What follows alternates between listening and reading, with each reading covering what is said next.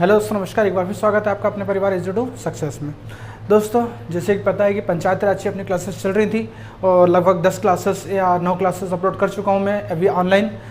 Offline classes तो कुछ ज़्यादा हो गई हैं, ठीक है। ऑनलाइन थोड़ा सा पीछे चल रहा हूँ मैं, ऑफलाइन थोड़ा सा आगे चल रहा हूँ मैं, ठीक है। तो ऑफलाइन क्लासेस ज़्यादा हो गई हैं। ऑनलाइन क्लासेस जो है वो 10 क्लास अपलोड कर चुका था मैं। अब जो पढ़ा है अपन ने, मैं पहले ही कमिटमेंट कर चुका था कि जितना मैं पढ़ाऊँगा, आप कोई सी भी पुस्तक, कोई सा भी ऐप, किसी प्लेटफॉर्म पे जाकर के पंचायत राज के क्वेश्चंस सॉल्व कर लेना। वहाँ से आपको अटैच होंगे ही होंगे, क्वेश्चन टच होंगे ही होंगे, ठीक है ना। क्वेश्चन मिलेंगे ही मिलेंगे जो अपन ने पढ़ाया है वहाँ से, ठीक है। प्रीवियस ईयर के पेपर मान लो आप, या फिर मॉडल पेपर मान लो, पंचायत राज व्यवस्था मैंने जो पढ़ा उससे बाहर नहीं जाएगा। फिर भी अपन एक नई शुरुआत और करने जा रहे हैं आज की पंचायत राज व्यवस्था के महत्वपूर्ण प्रश्न, ठीक है ना। अपन ने जो पढ़ाया है, अपन ने डिस्क्रिप्टिव से पढ़ा है पूरा, ठीक है ना। अब उससे क्वेश्चन कैसे बनते हैं, किस प्रकार से क्वेश्चन घूम के आ सकते हैं, क्वेश्चन किस प्रकार से नया रूप ले सकता है, अपन उसके बारे में सीखेंगे, ठीक है। सबसे पहले आपको ये करना है कि जो भी मैं क्वेश्चंस लिखने वाला हूँ या क्वेश्चंस मैं आज करवाने वाला हूँ, प्रतिदिन अपन 30 क्वेश्चन करेंगे, ठीक है। प्रतिदिन कितने क्वेश्चन सॉल्व करना अपने को, 30 क्वेश्चन करना है। और ये सारे क्वेश्चंस को आपको नोट करते चलना, ठीक। एक कॉपी बना लेना है जिसमें आपके सारे क्वेश्चंस हो जाएंगे। मेरे हिसाब से कम 1000 से 1500 क्वेश्चन में करवाऊंगा आपको पंचायत राज के सिर्फ। और एक क्वेश्चन आपने कर लिए, पटवारी में आपका सिलेक्शन निश्चित है सिलेक्शन, ठीक है ना। इससे आपको 2 फायदे होने वाले हैं। आपने जो पढ़ा डिस्क्रिप्टिव में, आपको कितने क्वेश्चन बन रहे हैं ये समझ में आएगा, और साथ ही आपके क्वेश्चन रिविजन होते जाएंगे, ठीक है दोस्तों। चलिए, तो वीडियो को जल्दी से लाइक कर दीजिए, चैनल को सब्सक्राइब कर दीजिए और वीडियो को शेयर कर दीजिए। एक बार अपने स्टेटस पे जरूर डालेंगे वीडियो को। शुरुआत करते हैं आज से पहले क्वेश्चन से, ठीक है। चलिए, क्वेश्चंस को आपको नोट करते चलना है सभी लोगों को, ठीक है ना, और अपन लिखते चलेंगे, ठीक है। तो पहला क्वेश्चन है आज का कि मध्य प्रदेश में ग्रामीण सचिवालय व्यवस्था कब लागू की गई थी, ठीक है ना। देखिए, मैं साथ हो सकता क्वेश्चन आधा लिखूंगा क्योंकि ज़्यादा लिखने में समय ज़्यादा लगेगा, और आप जब नोट करो क्वेश्चन पूरा लिखेंगे, ठीक है। तो क्वेश्चन क्या है कि मध्य प्रदेश में ग्रामीण सचिवालय व्यवस्था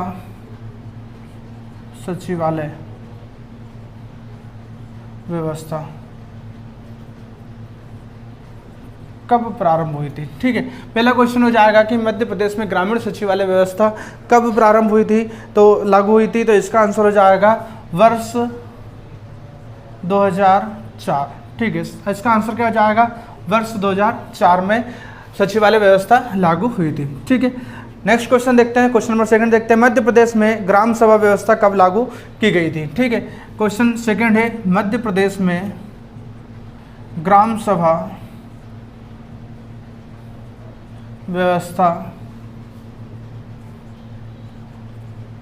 कब लागू हुई थी, ठीक है। सेकंड क्वेश्चन है कि मध्य प्रदेश में ग्राम सभा की व्यवस्था जो है वो कब लागू हुई थी, ठीक है। देखिए, अगर आपको आंसर पता है तो आप देते चलेंगे, चेक करते चलेंगे कि आपने कितने आंसर सही जा रहे हैं, ठीक है ना, क्योंकि पढ़ा सब है, सारे क्वेश्चन पढ़े। मध्य प्रदेश सचिवालय व्यवस्था मैंने पढ़ाया है, ग्राम सभा भी पढ़ाई है। देखिए, मैंने पहली बार बताया था आपको कि ग्राम सभा, ग्राम कचेरी मैं पढ़ा रहा हूँ, बाकी जगह नहीं मिली, क्योंकि मैं कहाँ से पढ़ा रहा हूँ ये आपको पता ही था, ठीक है। मेरी जो ऑफिशियल मतलब जो हमारी ऑफिस की बुक है, सरकारी बुक से, उसमें से पढ़ाया था सारी चीज़ें, उससे बाहर कुछ भी नहीं होता, ठीक है। मध्य प्रदेश में ग्राम सभा व्यवस्था कब लागू की गई थी, इसका सही आंसर हो जाएगा 26 जनवरी 2001, 26 जनवरी 2001, ठीक है। सही आंसर क्या जाएगा इसका, 26 जनवरी 2001 हो जाएगा, ठीक है। चलिए, तीसरा क्वेश्चन देख लेते हैं अपन। तीसरा क्वेश्चन है, पंचायतों को कर लगाने का अधिकार कौन देता है। तीसरा क्वेश्चन है, पंचायतों को कर मतलब क्या होता है, टैक्स। पंचायतों को टैक्स लगाने का अधिकार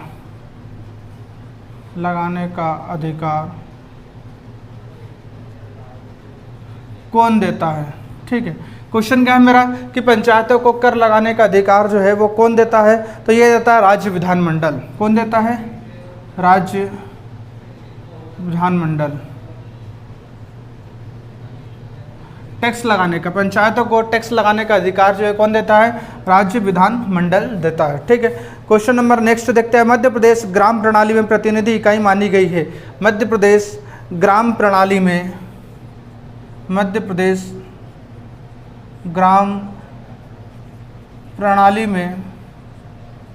प्रतिनिधि, ठीक है, प्रतिनिधि इकाई मानी गई है, मानी गई, किससे मानी गई है? ठीक है, तो इसका सही आंसर क्या हो जाएगा? इसका सही आंसर हो जाएगा ग्राम सभा। क्या हो जाएगा? ग्राम सभा। ग्राम सभा को पंचायती राज की आत्मा के नाम से भी जाना जाता है, ये बनने पड़ा है। ठीक है, और इसी को प्रतिनिधि इकाई के नाम से भी जाना जाता है। ठीक है, ग्राम प्रणाली में प्रतिनिधि इकाई ग्राम सभा को। ठीक है, चलिए, मध्य प्रदेश में ग्राम सभा के सदस्य कौन होते हैं? नेक्स्ट क्वेश्चन, 5वां क्वेश्चन है, मध्य प्रदेश में ग्राम सभा के सदस्य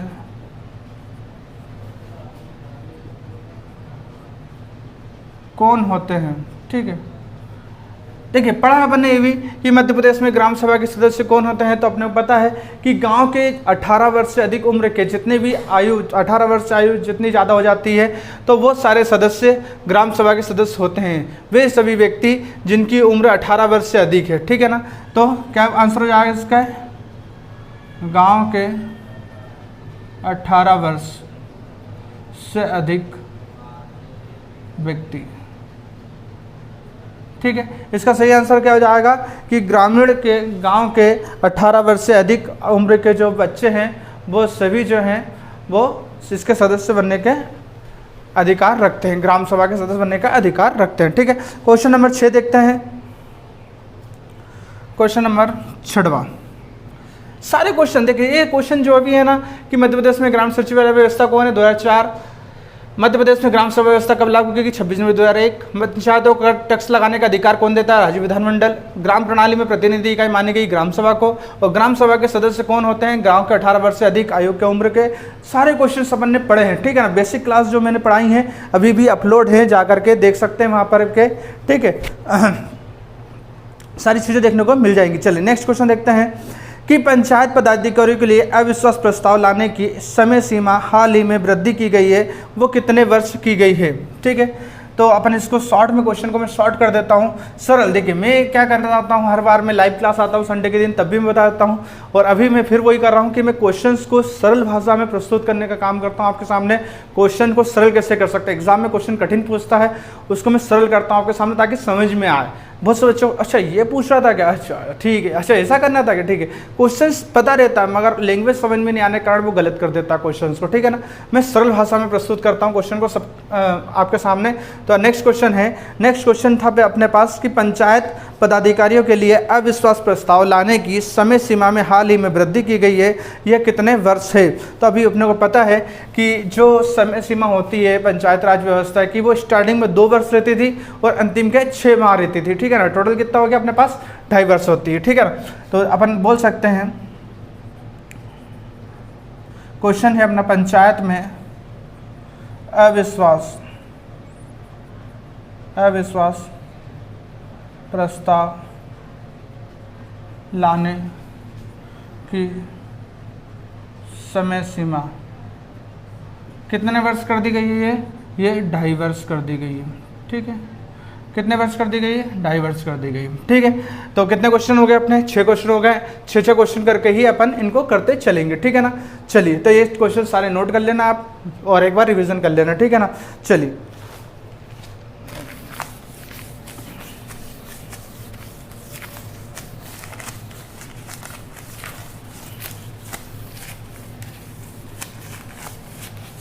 क्वेश्चन नंबर 7 देखते हैं अपन। क्वेश्चन नंबर 7 रहेगा, मध्य प्रदेश में 73वां संविधान संशोधन के तहत पंचायत राज की स्थिति को प्रारंभ हुआ था, ठीक है।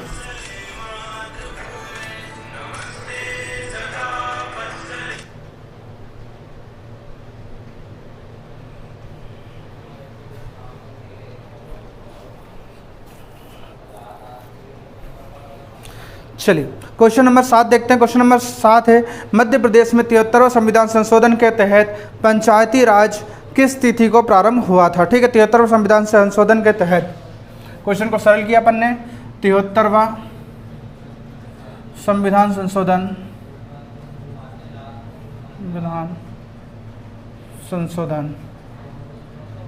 ठीक है।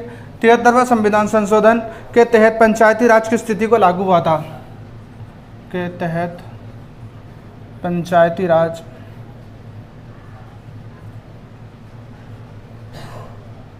किस तिथि को लागू हुआ था। ठीक है, 73वां संविधान संशोधन के तहत पंचायती राज जो है वो किस तिथि को लागू हुआ था। ठीक है, तो इसका सही आंसर क्या हो जाएगा, 20 अगस्त 1994 को हुआ था। कब हुआ था ये, 20 अगस्त 1994 को हुआ था। ठीक है, 20 अगस्त 1994 को लागू हुआ था। संविधान संशोधन के तहत पंचायती राज की स्थिति को लागू हुआ था। क्वेश्चन नंबर 8 की तरफ रुख करते हैं अपन। क्वेश्चन नंबर 8 बार रहेगा अपना, जिला पंचायत के पदेन सदस्य होते हैं। जिला पंचायत के सदस्य कौन कौन होते हैं, पढ़ा है अपन ने भी। ठीक है,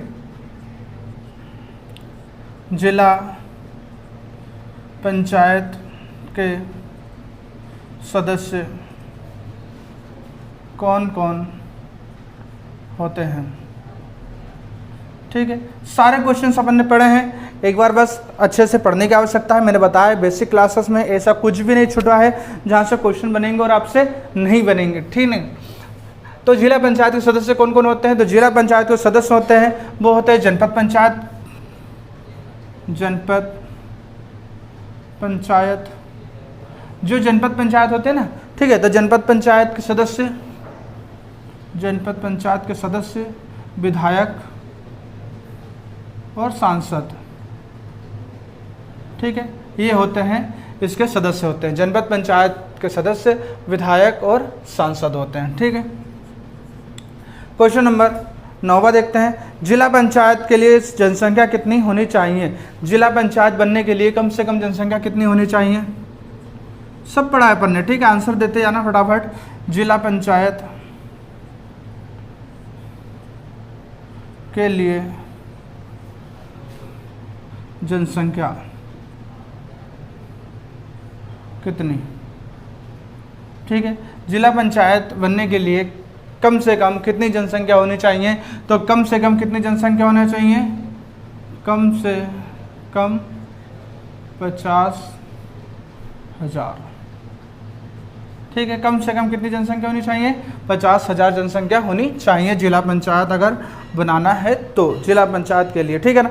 नेक्स्ट क्वेश्चन है कि जिला पंचायत के लिए सदस्य संख्या कितनी होनी चाहिए। जिला पंचायत के लिए सदस्य संख्या कितनी होनी चाहिए। जिला पंचायत जो बन रही है तो उसकी जनसंख्या तो अपने को पता है कम से कम 50,000 होना चाहिए, मगर उसमें सदस्य कितने बैठेंगे। ठीक है, जिला पंचायत के लिए कम से कम सदस्य कितने सदस्य होने चाहिए, तो ये होने चाहिए 10 से 35 सदस्य। कितने सदस्य होने चाहिए, ये 10 से 35 सदस्य होने चाहिए। जिला पंचायत के लिए कम से कम कितने सदस्य होने चाहिए, तो ये होने चाहिए 10 से 35 सदस्य होने चाहिए। ठीक है, अगला है जनपद पंचायत के लिए जनसंख्या कितनी होनी चाहिए। अगली क्वेश्चन है 11वां क्वेश्चन लिखेंगे अपन, जनपद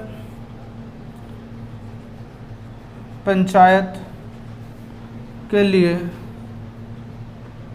जनसंख्या कितनी। ठीक है, तो जनपद पंचायत के लिए जनसंख्या कम से कम कितनी होनी चाहिए, तो जनपद पंचायत के लिए जो संख्या होती है, जनपद पंचायत के लिए कम से कम जो संख्या होती है वो होती है 5,000। ठीक है, कम से कम जनसंख्या कितनी होनी चाहिए जनपद पंचायत के लिए, कम से कम 5,000 जनसंख्या होनी चाहिए। जनपद पंचायत के लिए जनसंख्या कम से कम कितनी होनी चाहिए, 5,000 होनी चाहिए। चलिए नेक्स्ट क्वेश्चन देखते हैं, क्वेश्चन नंबर 12 देखते हैं। ग्राम पंचायत का मुखिया कौन होता है, सभी को आंसर पता होगा इसका। तो ग्राम पंचायत का मुखिया कौन होता है। ठीक है, इसका आंसर सभी को पता होगा कि ग्राम पंचायत का मुखिया कौन होता है। ठीक है, तो ग्राम पंचायत का मुखिया जो होता है वो कौन होता है, वो होता है सरपंच। कौन होता है, सरपंच होता है। ग्राम पंचायत का मुखिया जो होता है वो कौन होता है, सरपंच होता है। ठीक है, चलिए एक बार रिवीजन कर लेते हैं सारे क्वेश्चंस को। 73वें संविधान संशोधन के तहत पंचायती राज जो है कब लागू हुआ था, 20 अगस्त 1994 को लागू हुआ था। जिला पंचायत के सदस्य कौन कौन होते हैं, तो जिला पंचायत के सदस्य होते हैं वो जनपद पंचायत के सदस्य होते हैं, विधायक होते हैं और सांसद होते हैं। ठीक है, अगला क्वेश्चन है जिला पंचायत के लिए जनसंख्या कितनी होनी चाहिए। जिला पंचायत के लिए कम से कम जनसंख्या 50,000 होनी चाहिए। नेक्स्ट क्वेश्चन था जिला पंचायत के लिए कम से कम सदस्य संख्या कितनी होनी चाहिए, सदस्य जो होना चाहिए 10 से 35 होना चाहिए। जनपद पंचायत के लिए जनसंख्या 5000 होनी चाहिए और ग्राम पंचायत का मुखिया जो होता है वो कौन होता है, सरपंच होता है। ठीक है, चलिए नेक्स्ट क्वेश्चन की तरफ रुख करते हैं। क्वेश्चन नंबर अपना रहेगा 13वां।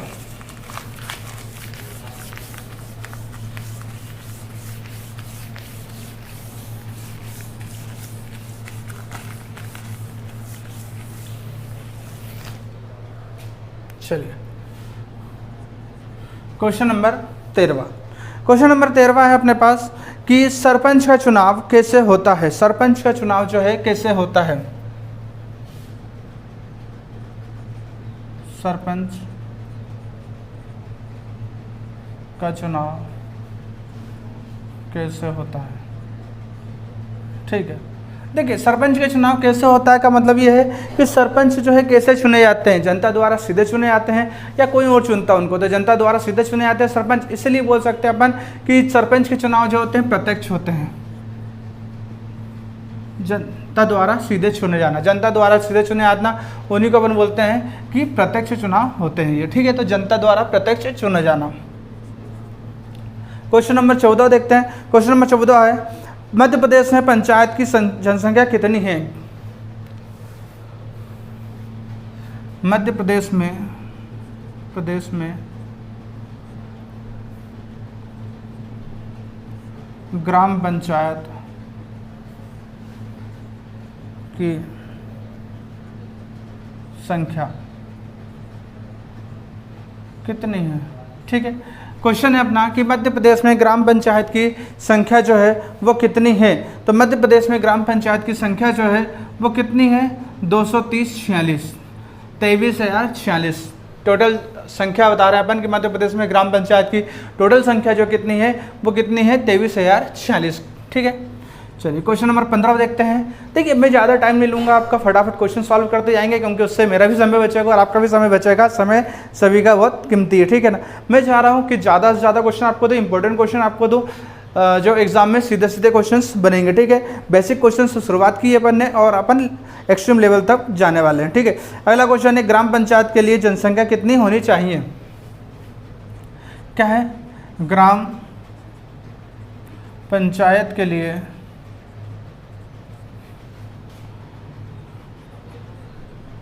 कम से कम जनसंख्या। ठीक है, ग्राम पंचायत बनाने के लिए कम से कम जनसंख्या जो है वो कितनी होनी चाहिए, तो कम से कम इसकी जनसंख्या होना चाहिए 1000 से अधिक, 1000 से अधिक जनसंख्या इसकी होनी चाहिए। ग्राम पंचायत के लिए कम से कम जो जनसंख्या होनी चाहिए वो कितनी होनी चाहिए, 1000 से अधिक होनी चाहिए। ठीक है, चलिए क्वेश्चन नंबर 16 देखते हैं। 16 मध्य प्रदेश में पंचायत राज अधिनियम कब रखा गया था। ठीक है, मध्य प्रदेश में पंचायती राज अधिनियम कब रखा गया था। मध्य प्रदेश में पंचायती राज अधिनियम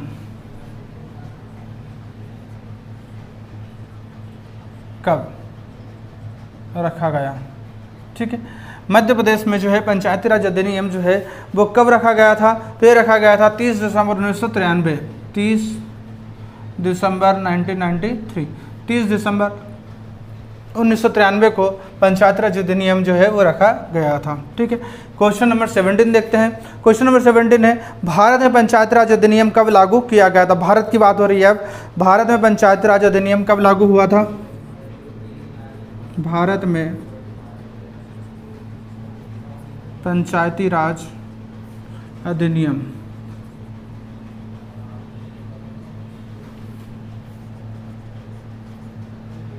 कब लागू हुआ। ठीक है, भारत की बात हो रही है कि भारत में पंचायती राज अधिनियम जो है वो कब लागू हुआ था, तो ये हुआ था 25 अप्रैल 1993, 25 अप्रैल 1993।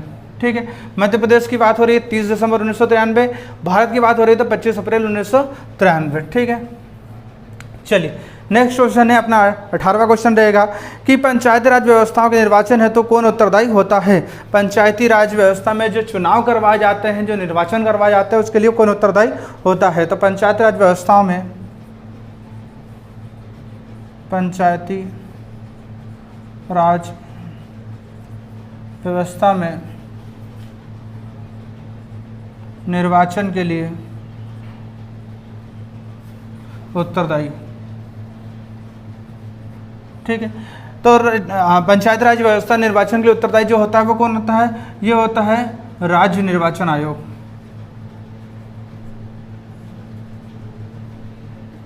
कौन होता है ये? राज्य निर्वाचन आयोग जो होता है वो इसके लिए उत्तरदायी होता है। ठीक है ना, तो चलिए ये खुद 6 क्वेश्चन को फिर से रिवीजन करते हैं अपन। क्वेश्चन है अपना 13वां, सरपंच का चुनाव कैसे होता है? जनता द्वारा प्रत्यक्ष होता है, तो इसलिए प्रत्यक्ष। मध्य प्रदेश में ग्राम पंचायत की संख्या कितनी है? 23,046। ग्राम पंचायत के लिए कम से कम जनसंख्या कितनी है? 1000 से अधिक होनी चाहिए कम से कम। मध्य प्रदेश में पंचायत राज अधिनियम कब हुआ था? 30 दिसंबर 1993। भारत में पंचायती राज अधिनियम कब लागू किया गया? 25 अप्रैल 1993। और पंचायती राज व्यवस्था में निर्वाचन के लिए कौन उत्तरदायी होता है? तो वो होता है राज्य निर्वाचन आयोग जो है इसके लिए उत्तरदायी होता है। ठीक है, चलिए 19वां क्वेश्चन देखते हैं अपन। Question number 19।